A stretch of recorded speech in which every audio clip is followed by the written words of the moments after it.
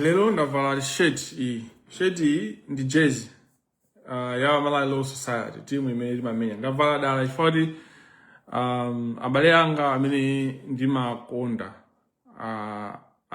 andituluka ma group onse Malawi Law Society ndatulusidwa ndipo the actual lawyer amene wanditulusa ndi Crispin Ngunde amene ali CEO wa Malawi Law Society. So my message to Crispin Ngunde is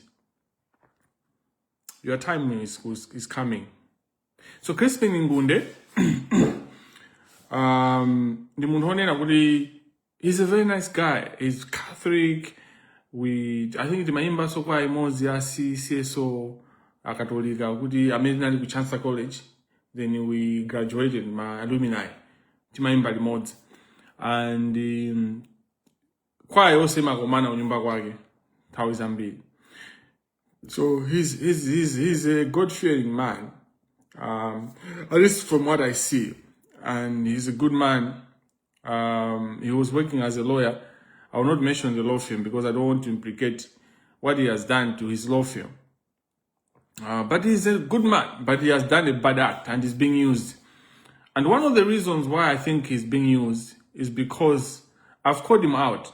So now we are Patrick Mpaka. When Patrick Mpaka was president of Malawi Law Society, Crispin Ngunde, Council Crispin Ngunde, anali secretary. So tumati honorary secretary of Malawi Law Society. So honorary secretary is almost CEO. At that time, we did not have the position as CEO as we have it right now. Like many other Kamangila restructure and all that. So they restructured it thanks to their EXCO, led by Patrick Mpaka, Council Patrick Mpaka. And then they created terms and conditions to have a CEO the way it is now. And another anaitana and who does my interview. Another to advert.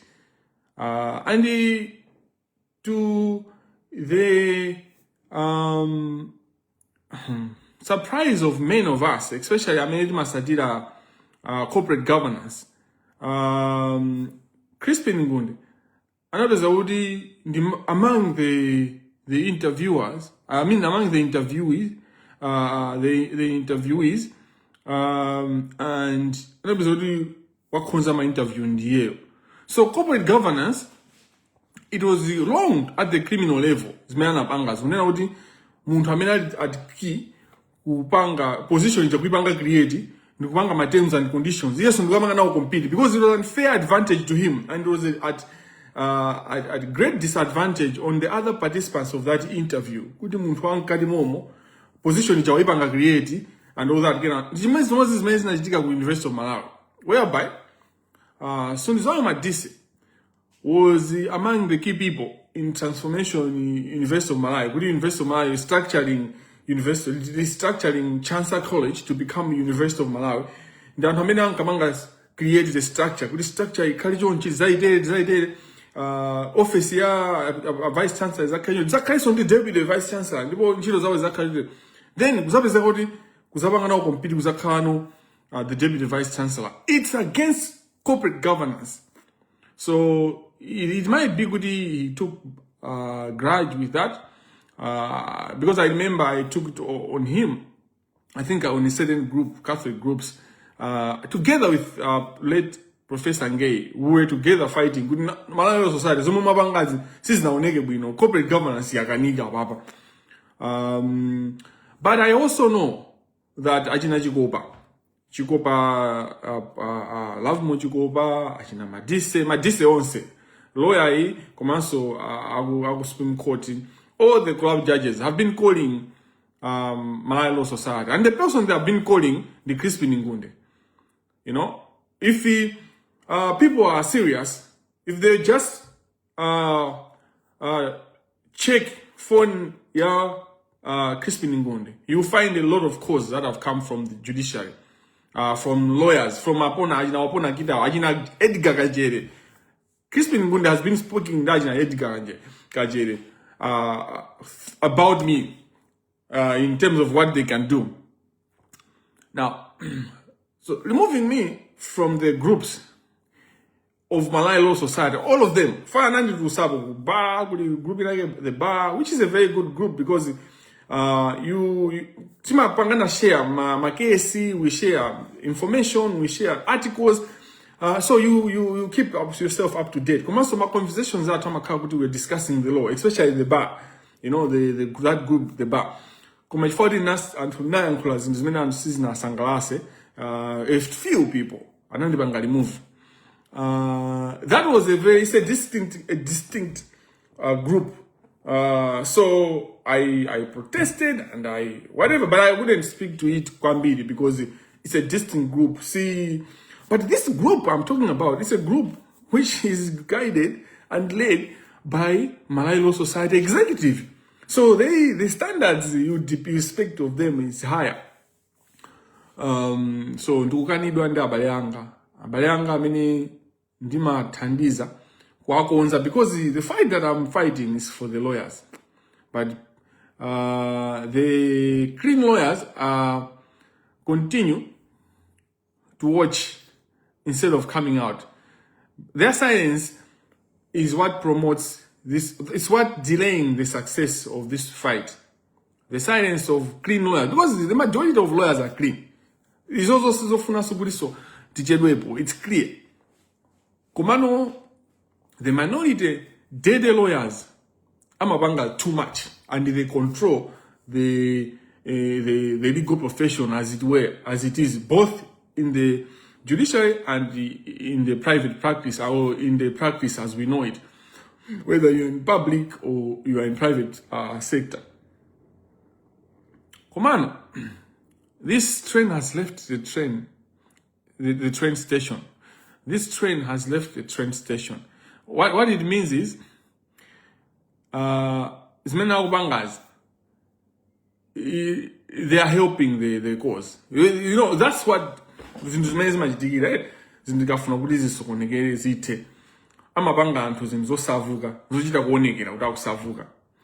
I expect for a lawyer and for leadership my lawyers to do one basic thing: the right to be heard. They can't ignore the right to be heard. So where do we get the moral ground to stand against politicians? I can't be given the right to be heard. If they have seen something wrong, they have to engage me and put me on trial. And the uzi kuti wevula kontakuta amveno mbali yanga ineso ndivenge mbali yanga kuma kungopanga ngati kuti tilipa group ya kumuzi ya banking konde kuti ndesi mnapereke chapa mwezi. Let us pray. In the name of the Father, Son, and the Holy Spirit. Amen. Tizikumbukira kuti tizafa tonse, ifa ibwera nsanga, tilikuganiza zina, zulo inagwira muntu nzatu itidikira, ife tonse lelo tilipo mawa palibe ifenso amalelelo, lelo tilipo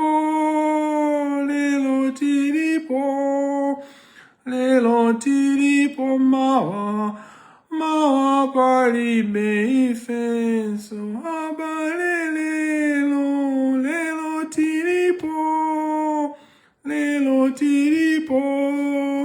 lelo tilipo mawa palibe ifenso. Kwemphera anthu akufa ambuye mapase anthu akufa achiso chosatha ndipo kukwera kosatha kwalise maso awo ause mumtendere. Amen. Kwemphera anthu akufa ambuye mapase anthu akufa achiso chosatha ndipo kukwera kosatha kwalise maso awo ause ndi mtendere. Amen. Kupemphera anthu akufa ambuye mapase anthu akufa achiso chosatha ndipo kukwera kosatha kwalise maso awo ause ndi mtendere. Amen. Ulemu ukhale kwa Atate ndi kwa Mwana ndi kwa Mzimu Woyera, monga panali poyamba tsopano ndi masiku onse ndi pa nthawi zosatha. Amen. Dzina la Atate ndi la Mwana ndi la Mzimu Woyera. Amen.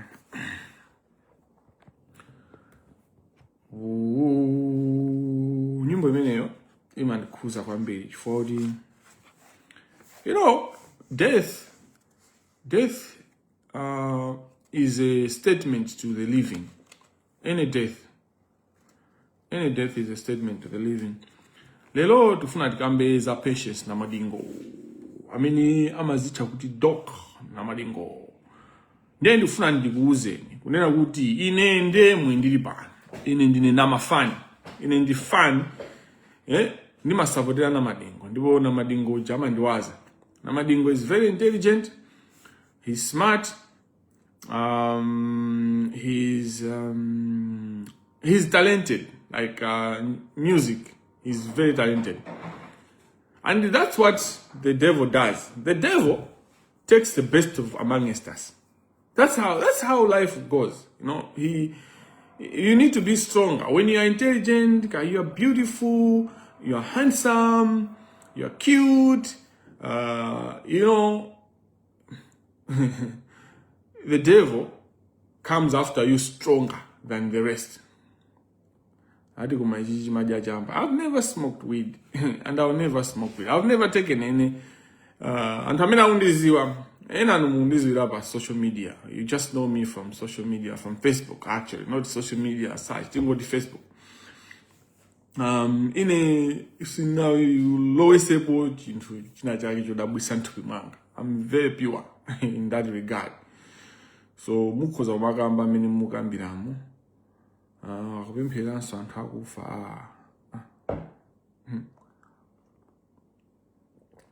Anyway, you know, manena unena kuti ine ndi fan wa namadingo. I mean, I'm a fan, you know.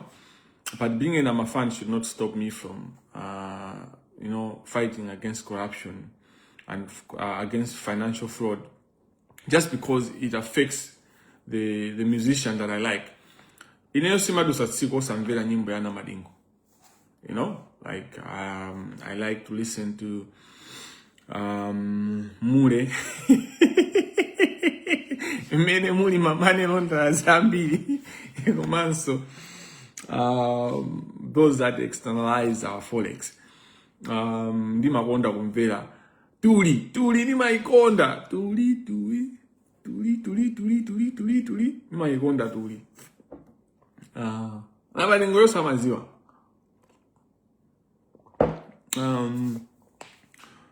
Ndi makonda sabwerera. Pano vanhu makonda sabwerera. I think Vanova my favorite song and the sabwerera. I mean, take Bagiri Muzi seriously at your own peril. What I would do after this live, I'll just share my biography. Bagiri Muzi so TV abange share biography again. Musa nkanoka kuda amene munga nkhulupirire ndi ndani pakati pa Alexious Kamangila ndi Bagiri Muzi. Basi tingodero. So za Bagiri Muzi taziseno. Ineyo ndikamaliza live ndingo saka kuti bio yanga ili kutiko. So I will share my bio. You should see my bio. And then what I will challenge Bagiri Muzi is just to say kuti yo Bagiri Muzi. Ndikukuziwa ndimpanga support tu zake. Ndampanga investigate ndikuziwa pamene akukhala, ndikuziwa kuti ampasa drama, apereka drama Zambiri nda Karimu. Kuti iyo japangira live imapanga. Karimu ndamene wapereka drama Zambiri. So wango part exam anthu kulina ajaji na Bushiri ajanda. Fapakali panopa Bushiri sangali bile ndama. Bushiri panopa sizi kuyenda zinthu zikuvuta kwambiri. Andipo mpano mumva. Ndifaka inapita sambo ajamba umatuluka chonchicha. They know what's happening. Goshen City itakubedwa. Mene inapangira zao Econ, You know, Econ was trying to come up with his own seat. Econ seat itanchani. Ndimena mabanga Bushiri. Imagine ndikope kati ya Econ City. So Amenoja is in town. Bushiri akupita sonai. He's going down. That's kumano Karimu ndamene wabanga fandi. That video you are seeing, he's saying Alexious amauma ukaja. Muona nditumiza zisuzi ine mmandiziwa Karimu mandona. Muona kuti pakati pa ineyo ndi Bagiri Muzi amauma undi ndani. Kungotoona just, you know, by appearance. Amauma walk has one. Yeah, so I'll share my bio because I saw on on the comments, some people are saying Bagiri Muluza. Okay, Bagiri Muluza je. Relevance yake nata. Yo relevance yake na yoda zine na Wabwera. So Wabwera na opeka kumunena. For Wabwera uja was a dunderhead. Wabwera empty. So chitika zake zimene amachita kune kuti munthu isakuzwa china kupanga. So it was easy for you to bangalize it. Anthu mamukonda. And anthu akhala ovutika. Akumana ni mavuto osiyana. Amapanga, they find their ways of releasing their pain. So Bagiri Muluzi provided that platform how ya Wabwera. Pamene ipe madangu wina. His relevance ended. That's his focus. There's no one who can go kwa DBB mani na unina kapena kwa MCB kapena kwa ulinenda Alexious Kamangila kapena I'm behind the page Alexious Kamangila ndituma because I'm sorry you Alexious Kamangila sanga kutumi Alexious Kamangila tumuziwa. Yeah, so relevance yage nata. So when people like that, panoba they're desperate. They're riding. They know kuti panoba amala inonse mukundikonda. Ndikati amala inonse, I mean the majority. Obviously, singaka inonse. I mean majaji aje alinde anawo mandiheta majaji ameni manina. Majaji maloya also ameni manina. Ande azikazi hao ajaso alinde azibale hao and these my brothers hao. So my lawyer and my judge, they save a certain community. The cartel. When we talk about the corrupt people, and then Gizana Jones, and I also and how these people are my employees. I na Karimu, right? And my employees to Amalim Banchido and I mean, I didn't shoot Banova and demand have over with Janjan. There was a time in 2024 when I called out Karim with Castel. Akamanga deal Yogula. Zintujoga kujani kunja muntamina mabangalani kajigalaja nakagula ma products okubangira moa ndizina zotero ma beverages kugwisa ntchito ma bank kukatenga majani forex for Karimu andi anthu ma bank. So abwana Castel anayuza yeye. So when I raised that, so Castel is connected in the UK. It's not, it's connected with the parent company. And the parent company in Europe was angry because they followed and the news was out there. So they were about to close Castel. There were all sorts of things. Okay, so, suma una impact yanga kwa mbili so ifanda atula Malawi ndinu atule. Oh, my honor, but all you're doing is praising, like empty praises. It's time to rise up. Like, what are you doing on your part as a Malawian on these issues? Because these are issues that if you did not know, you at least suspected. So now you have all in your face. It's time to wake up, it's time to rise and do something. So anyway, makamba za irrelevant ya Bagiri Muluzi kina kononi mazabwe ya uzakamba za Karimu Monswa Karimu ndamene wa mpasa ndalama Bagiri Muluzi. So you should just know good palibe management do say anyway. Panova maga. Thank you Malawians, the whistleblowers, all of you that are bringing information. Like Panova in the army, you need to madabo good e. Okay, no, thank you so much. You love the country so much. So, mina ningo kamba za money laundering. That can use a way the money laundering. That can do kamba za, I think money laundering. Okay, coding honey money laundering in my in the bunch. Vura is in Zambiri? Yeah, it's in France. Yeah, I meant Europe. I'm sorry to mention UK. UK is very popular. It's in France. Yeah, the parent company is in France. That's true. Let me just correct. The current company, Castel, is in France. And the French team was they were in trouble. The Malawi team was in trouble. Because they had found information about this main man as owner. So, it's just you stupid Malawians. I mean, hey, ango yankula. The evidence. International companies, they listen to me. This page This page is bigger than Times TV. At this juncture, there will be a time maybe I might not be relevant. But at this time, this page is bigger than Times. Times. This page is bigger than most of these radio stations because I'm talking about the real things. I'm telling you the real things, man, they can't tell you. I'm telling you, the most important thing in Malawi is to end corruption. How you end corruption is to fix the legal system. Because the country operates by malamulo. Chine chimaenda because of law. You know, chicho chimaenda di malamulo. And when you deal with the corruption, imene kuchitika pakati pa lawyer, ikupangidwa lead by lawyers and judges, you basically are fixing the corruption yomwe achina ayuba akupanga ku parliament. By doing that, you are fixing corruption imene Gangada, ndi Mbeda, ndi anzake ena achina Mwanamveka, ndi achina Collins Maglasi, ndi achina Chisale akupanga ku executive. By doing that, also you are protecting Jane Ansa. Because it's because she doesn't have data. The DPP gurus, they are trying to get rid of Jane Ansa because of one reason. Because she's clean. So, what do? You want to get rid of Kabena Mbanga created my stories just as weak. Major issue. Kubida ku UK with your family member. Your direct family member, your own husband, who has been there for you for the rest of for the longest part of your life. Akudwala, that's not an issue. That is an issue any kunena kuti mukumpanga sideline Jane Ansa.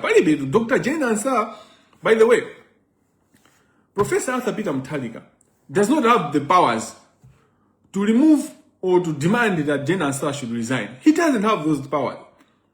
So the constitution protects Jane Ansa. And the Mauna and how and all that. No, the only thing is good. As long as she's alive, as long as she's alive, these people are powerless. But I don't think they can also kill Jane Ansa. We are just dealing, we see Napange Hill as a nation with the death of Chidima, Saulos Chidima. And the people that were crying and they continue to cry over Chidima, they are not saying anything over the threat that Dr. Jane Ansa is facing. You see how hypocritical people are. And who am I going to interest you? Chidima ujabali antuena ka gurukena kama lawyer, kama politicians, kantuamba. Kamene kama mulira. Not if what mamukonda mutuja. Kama makonda what he was bringing to them and the potential that he was bringing to them. And pajamena na kaipulira ifaja Chidima. Panani ka guruka mina maipulende ama ika ndi tuzi ma office mwao. The focus is anakaipula bwanji. You know, Chidima ujana kabisa kuti basi wapilira kwa vice president mpaka na kumapita mkuza klaso ifa Chidima anakakhala president. If Chidima competed in 2025, he was going to win. Despite kuti panai nkhani za katangali ndi sata, mina adibibu amena mawina. And nkhani zambiri za corruption. Why did they make it? So Chidima was Chidima was going to win. And Chidima naba is vindalama Zambiri campaign sina kamuvure. Fana bandra Zambiri Chidima. He stole a lot of money. Anabama billion obangira campaign. So zindalama na inasina nkana na ata bamwani na Chidima. Ata bamupitira mwezo. Osati somwani. Mupitira mwezo. Palibe bo mwezo eno okubera. Kumano kungo yankula mu criminal world. Kani libano ndione na kuti ineyo ndi na mafan. But as in a fan, I love Malawi more than I love Precious Namadingo. So iwe ungaduma wonder Precious Namadingo more than Malawi. Hate me. Ndipo tukwana wene bo mene ungatukwanire. Ndipo tira show mene ungatire show. Ndipo ndijuluke. Chifukwa umakonda Namadingo kuposa ndani, kuposa Malawi, kuposa anthu osauka, kuposa dziko, kuposa tsogolo dziko. Precious Namadingo, the criminal. But he is a criminal that we can save. The purpose of this life is to save Precious Namadingo. Precious Namadingo uja akalimu ni aboma. Kuulura, zonse zimene na kalimu zijama panga. Andi kalimu uja maliza. Ndipo, not only kalimu ndia zinzage osa, ipange kateo. So, ife ngadi na mafans, chimene ndikupangira live ndikumpempa Precious Namadingo. Tagira nishilo ndi boma, mwaule, awa amene mmabanawo inde mmabanawo ndipo mwadya nawo ndalamazo koma malamulo amakutetezani mukakhala kuti mwapereka umboni wokwanira bwinobwino fa umboni wa ine yoti nawo akuluakulu tikamati money laundering ndi chani? Kupanga crime kapena tu kupanga za upandu milandu yosiyanasiyana. I'm getting a certain call. Very urgent.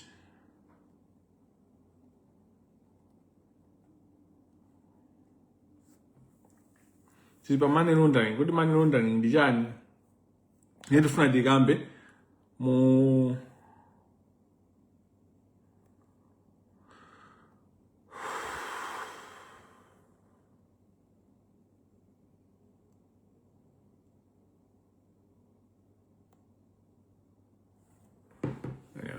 ndifuna so ayankha zimene ndalimbaso. Okay. Upandu edi criminality imene imayendera ndionena kunena kuti anthu akapanga upandu uja akapanga crime amayenera kuti apange benefit crime yawo ija ndiye zikakhala kunena kuti zikukhuza ndalama zinthuzi andi ndalama zake ndi zankhaninkhani ngati imene inalili za Amalis Hotel 129 billion ndalama zimene zijazo wakaziba amayenera kuti sifati nzokuba amafunika kuti azilowese mu official systems, zikakhala ndalama zambiri zimayenera kuti ndalama zija zilowe mu system.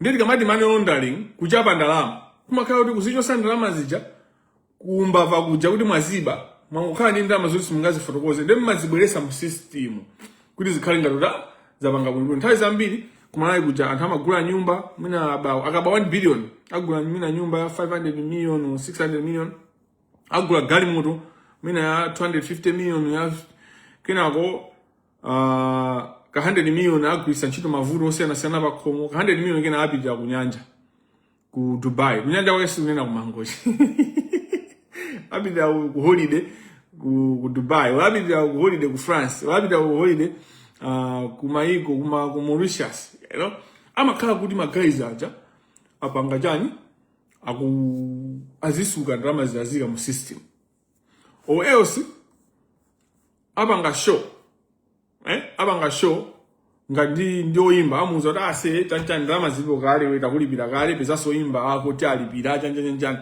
chiyo sapanga organize show ija akapanga show apanga raise 500 let's say 10 million and mwina system ma digital transactions ikuonesa bwinobwino kuti anthu apanga ndalama zokwanira 8 million. Iwo aja abwera ndikunena kuti tapanga 90 million show iyi inaenda kwambiri tapanga 90 million.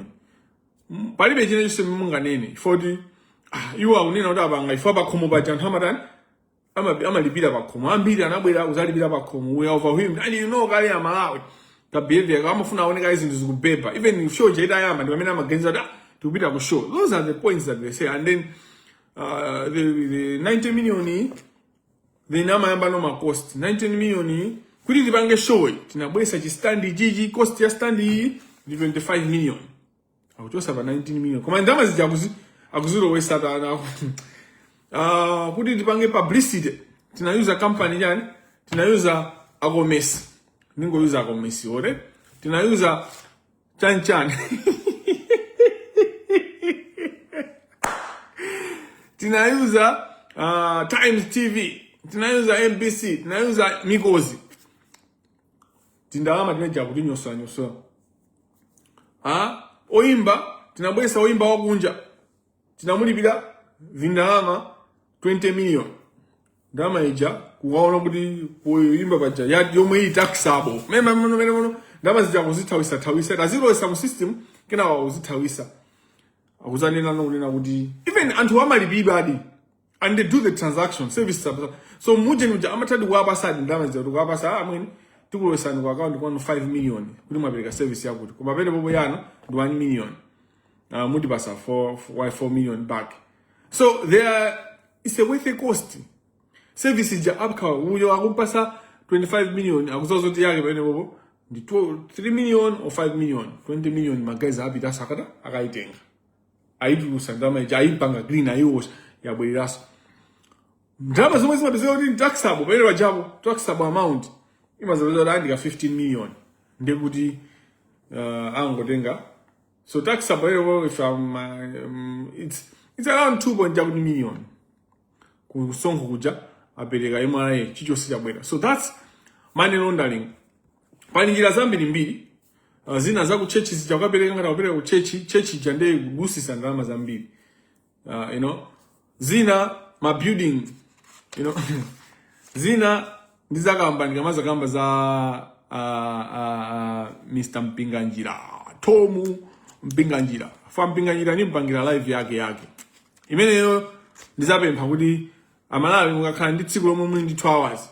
Ndifuna nzakutengeni munifuna kuli ma players awiri. Osewo ni ma striker anjala kwambiri. Tomu ndi Trifonia, osewo ni ma striker. Alesa machinya amene mujamu relationship manager. Sukuti ndi mmozi. Osewo aja ni ma top goal scorer.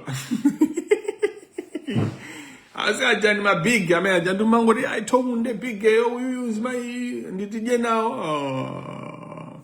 Trifonia ngakali tije nawo. Trifonia ndi doloka. Mukrimino wao di Trifonia ndi shasha.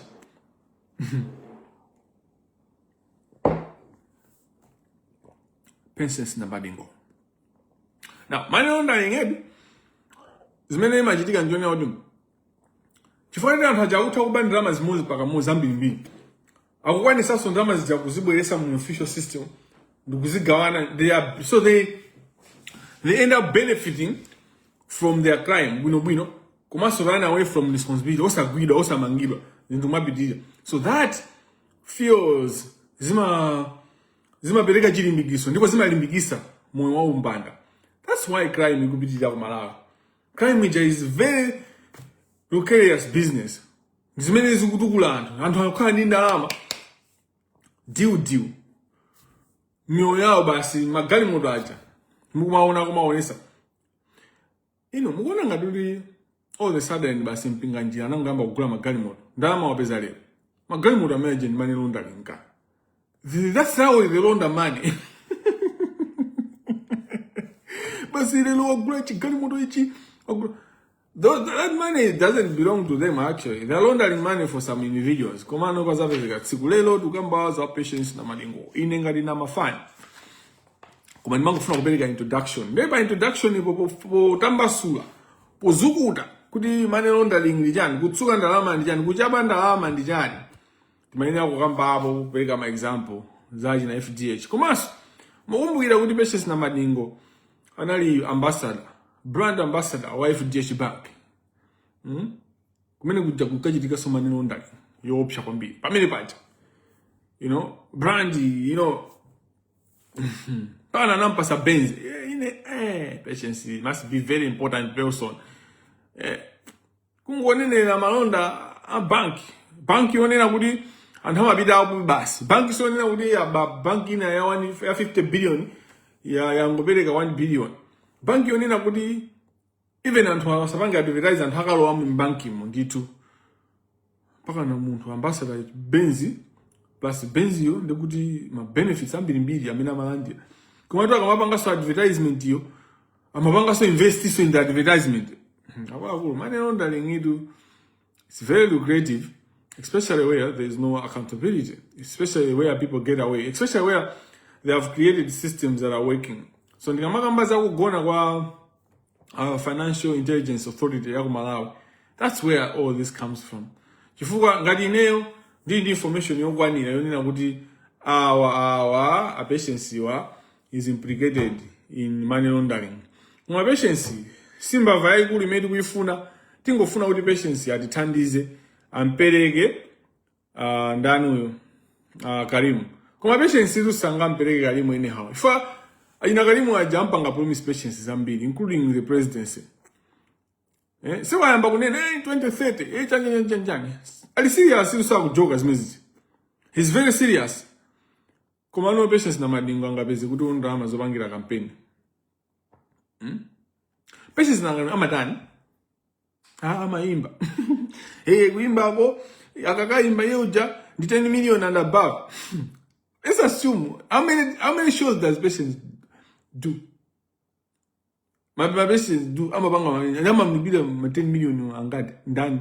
Pa Christmas amabida kaimba amanena oda kaimba 3 million. Then you find maneno ndalingi ndi mene yo madolo. Kuma mutu kumene kubanja. Tijile utachita tenga hama andu bukudika boom boom. Maneno ndalingi ndi mene yo kaya. The price tag chan. That's maneno ndalingi. That's it. The business manager. Patience na madingo uja the business. When you look at patience na madingo, the business, and the business mina antu wangu kuisa nchito kuolo sandalama. Kusuka ndalama. Kuti ndalama zili kuno, zili dede. Zikafika umbali au, zili green. Basi, inekuzaonera, akuti patience na madingo, wamanga chani, skulu.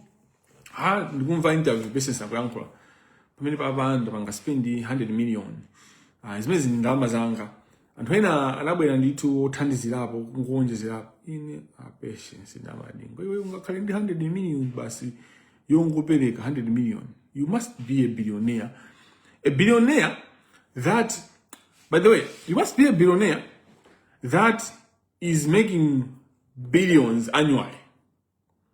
For you to spend 100 million for one charity. Ineyo Financial Intelligence Authority ima ni pesa ntima. Ifuwa yodi ima genza oda amagaiza wawa nditu anopanga ukada otherwise is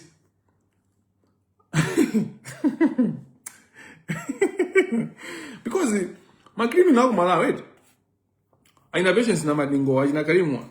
They are not even clever about it. They are not even creative about it. Like they are lazy. They are very lazy. Ineyo ndikupempa kuti mwina muyambe kukhala creative. Eti samaziwe. Sukuti andu samabandi ndawo. Kumano muzipanga zoti samaziwe. Kuma zomati tisiziwazi. Izizi kwena kuta. Chifukwa ngati tikuziwa tipanga za inyo. Ngati system siku panga hapo kantu. We are taking the initiative if you my citizens. And we are allowed. We are justified. No one, sasa kuna mizen. Asa kuna mizen, don't take the law into your hands. Yes, I agree. Never take the law into your hands. But if the law is silent for 50 years, if the law for 20 years is not acting, for 10 years the law is not acting, there's no law. Okay, what is the law? Carlson says, if the law, there are no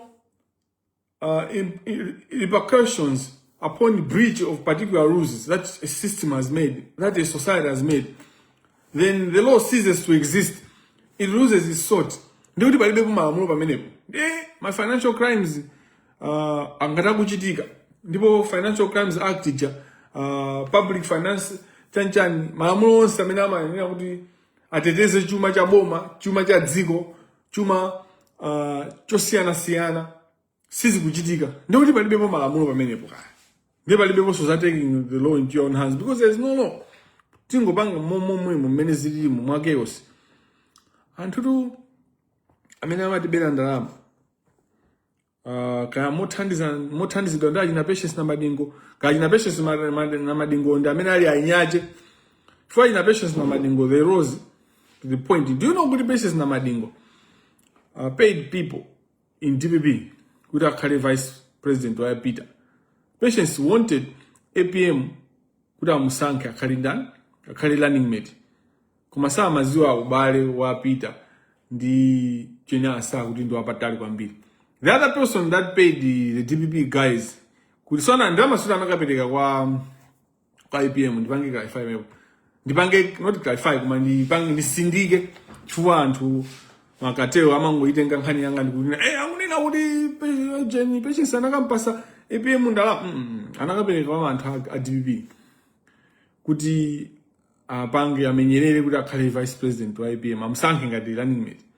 The same way Bushiri was giving money to people at DPP.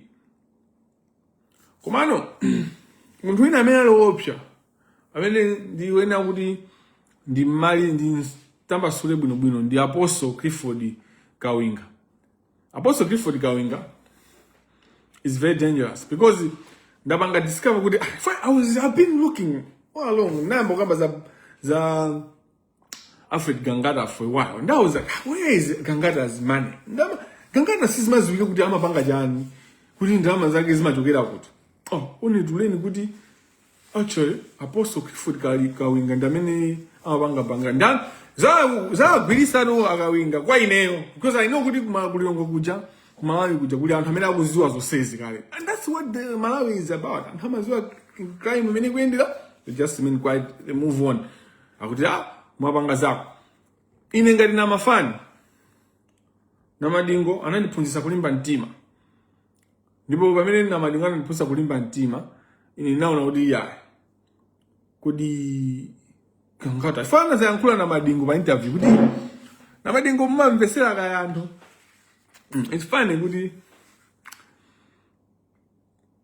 when SKC was alive ankatuza zochita osaopa osatopa osafoka chanchani yozi mbendera imene izafira mbendera imene, and that's what I took what SKC said and I followed his word, not his actions.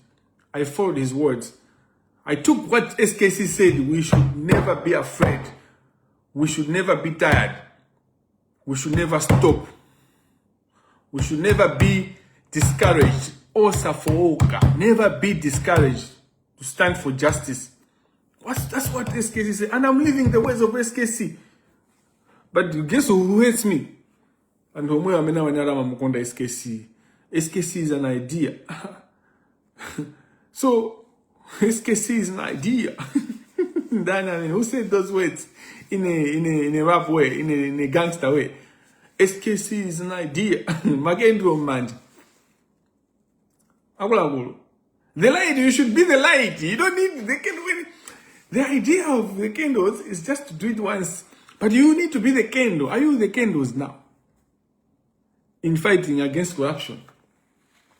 SKC is an idea. Pano, namadingo. Anapanga interview. Ndipo anani na unina kuti. Kumalawi kuti. Ndinaona kumalawi kuno kuti munthu ukhale billionaire. Umayenera kuti ubenditu. Kapena makolo ako akusire chuma uzapanga inherit. Kapena ukwatibwe banja la chuma. Ubeze kuti wakwatibwa banja la chuma kaya ndiye ubeze kuti zakupa. That's what Patience Namadingo said.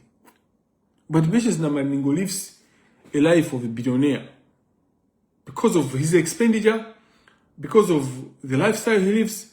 He lives the life of a billionaire. But no one cares kuti munthu indama zake zikuende banja akuchoka ndama zikuchokera kutiko sangane kuti music yake. So Nama fans, you need to listen to him and do what he says and not do what he's doing. You know, because munthu akoza kumanena zabwino, you shouldn't dismiss what he's saying right just because he's doing something bad. No, you take his words and do what he says, but not do what he is doing. This man ambeso analangiza kuti muzipanga zimene akuuzani usati zimene amachita yo. Akamanena za afarisi. Fa ambeso amazode teaching ya afarisi, theology wise afarisi aja amaziwa theology nditu. Amaziwa staff dada naina ndiba majesa da. So ajina Patience aja chifukwa kutakhale a market, kutakhale a brand yo zembesa yo tsukira ndrama bwino kuti akhale laundry yabwino. Fa Patience uja ndi laundry pamene bali ali pacha. He's a laundry. Yeah, ndrama zimalowa mwa Patience muja zikamatuluka mene mujamu zaera ndrama zija. Ndrama za magazi zaji na karibu. Ndrama zimene akazitusa choncho kwa jaima imagwa mphamvu. Akazitusa choncho katundu amakwera. This is how serious this issue is. Anthu no mukuvutika kagulire ka sopo, mukuvutika mtengo wa sopo kuti mugule, mukuvutika zinthu zambiri mbiri kukwera mosa ziwika amwenya aja kukweza kwera ngama kweza sama kaso drama zonso akudya ndiwo amwenyeso koma ndi amathamangira kukweza katundu. abwana ini zinthu zikuduna kuti kugona muno paliponse yayi zakwera zinthu zakwera atakwezesa ndiwo.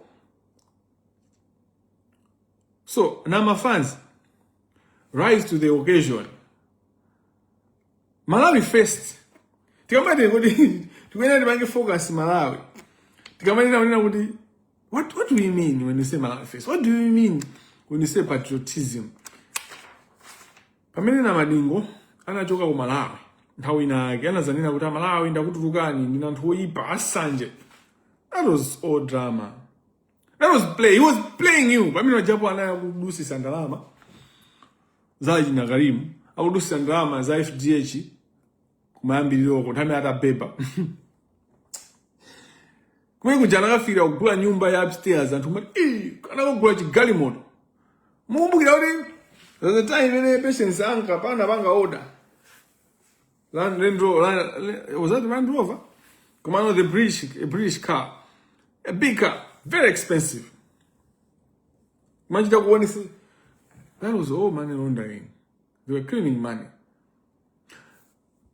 Kuzambia kuja, basi antu mapusi ria, idu, chizumende, mfana, chanchani, you know, Kuzambia kuja kwa jage ndi ampamba. Amala isimaje you see, you're easy to convince, you know? So easy to convince. In fact, umazibanga convince no kamuntu sasana yankule. Ndemu mtamu they already convinced among lawyer mwe. And our patients they're very clever, right?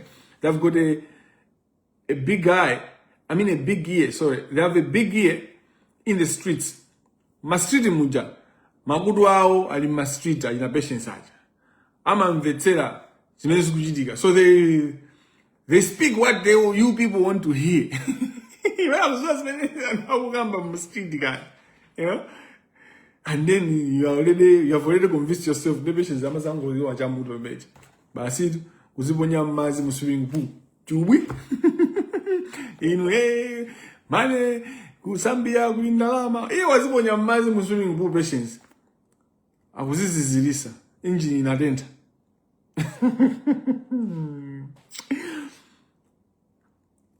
Maziwa kuti dziko lina limene kuli money laundering ndi Zambia. Do you know that? Do you know ajinayo maps? Kuda mapanga jani the issues there and why they are using ajinayo maps? Ndantochuwa kuti sangango amanga wamba kukhala chinapo. So politicians and business people, they know what to do. So ajinayo maps, even in ma collaboration mukumaona wakuti wapanga collaboration ndizeze money laundering. Yo map mayona nyimbo ya mundu sana yimbe kuimba kumkuda yo map sababa mudinga matani mumu.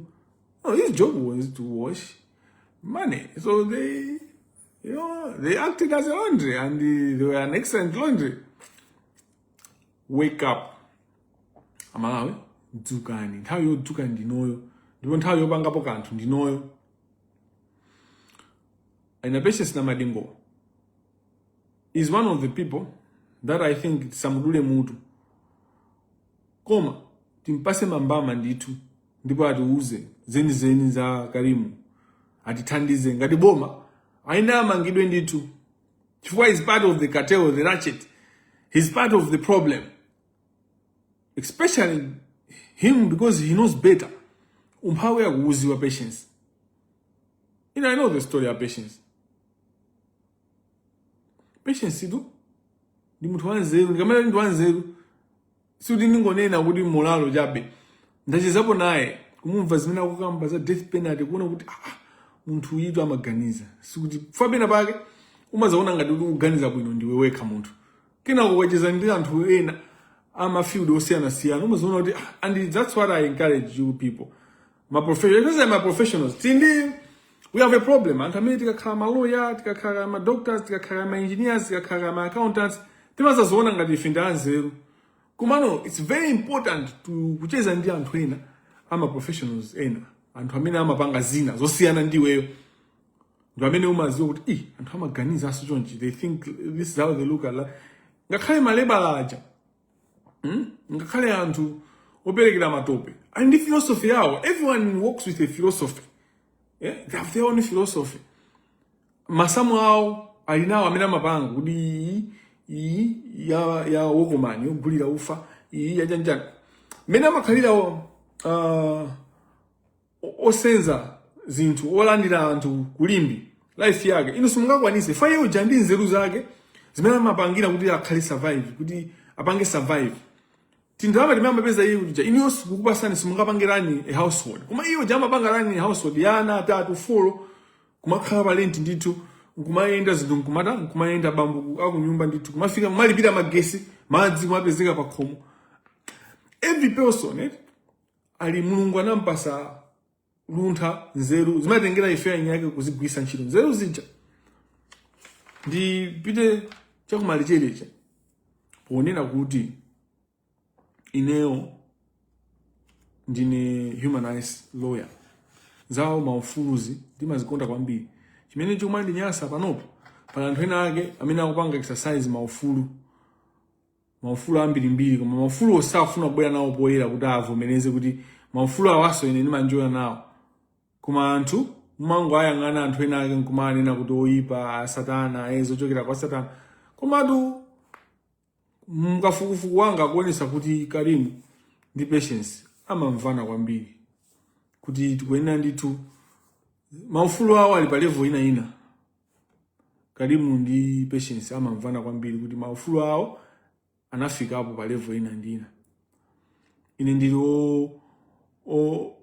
okhuzika kuti anthu ngati amene ajawo atabwera poyera kuti ife ubale wathu si wa ndalama okha sotsuka ndalama okha koma tili pa ubale wathu ndiwopitirira apo timakondana ngati munthu ndi nzake ubale wathu ndi waukulu zithandizira kuti anthu ayambe kumvesa kunena kuti anthu watu sikuti amakhala kuti ndi asatana ndithu kapena kuti nchanjani anthu amatha kukhala ndi preference yosiyanasiyana money laundering tukamba za money laundering zimene zasokoneza Malawi umphawi ukufika pa level ina Patience na madingo ndionena kuti takumpulumusa koma kumpulumusa kwake akuyenera kuti atipase bwenzi lake lokondeka Karimu limene mwina alamfikisa pa level ina imene ife sitingamvese kuti anapezana kuti how did you meet mafunso ngati amenewo tilibe nthawi koma I'm watching the police looking the other way on these allegations, not allegations, on these facts, on these, aina Karimu aja na ndonena kuti umboni ndokuti tizita kusankha kuti tiuze kutenda mwina unali cha umapero tiyang'anewo maumboni awo ati amangidwe amene ajawo ndi ambirimbiri anakhala munthu opanda kanthu mphawi bwezi pano ali kuchichiri tikukambirana inquiry je kuchitika ali kuchichiri aina baba Steve Malonde, I'm looking at you. Don't play with fire. Don't play with fire. Steve Baba Malonde. I don't play. I don't play. Oh, I'm asking, you should do the right thing with that committee. We know them. We know the amounts. We know the amounts that you're receiving. From whom you are receiving. And we know. And then you come to public, and you see, it's many manina kuti. Zindusima kapoera. Mupite mukayangane every appearance ya muntu. Ikafika usiku. He repeated the chair. Repeatedly talks about allowances. Hey, mungwira nchilo mene popanda kufanga 6 extra allowance. Zimene zijazo baba munda. Muna kulatiku loyamba. Tinamva. Why are you repeating this? Makoma nonse. Patience na madingo is not innocent. Mana mafanzi. Mune na Zambiri mbili. Koma. Inedu sindiwo pa muntu. Kai muntu. Ongo sapota muntu. Ndipo ine sindikulesa anthu kusapota anthu. Koma chimene tikunena njonera kuti timpulumuse ngati mmankonda Patience timpulumuse pomuthandiza kuti apulumuse Malawi. Pamene ife tingampulumuse pokha. Koma ngati yeye ujaku sakufuna kumpulumusa Malawi. ifetu tikhala kuti zatikanika. Zina Atate ndi Mwana ndi Mzimu Woyera. Amen. Atate tikuthokozani chifukwa cha chikondi chanu, pitirizani kutitsegula maso ndi kutipasa mphamvu ndi kutilimbikitsa moyo wathu. Titukuleni komanso tithandizeni kuti tizitukule tokha. Tikupemphani kuti tikhale anthu achikhulupiriro cholimba ndipo tisataye Yesu wathu pa zinthu zosala za dziko lapansi. Tikupempha zonsezi mwa Yesu Khristu mwana wa Ambuye athu tapempha. Amen. Zina la Atate ndi Mwana ndi Mzimu Woyera. Amen.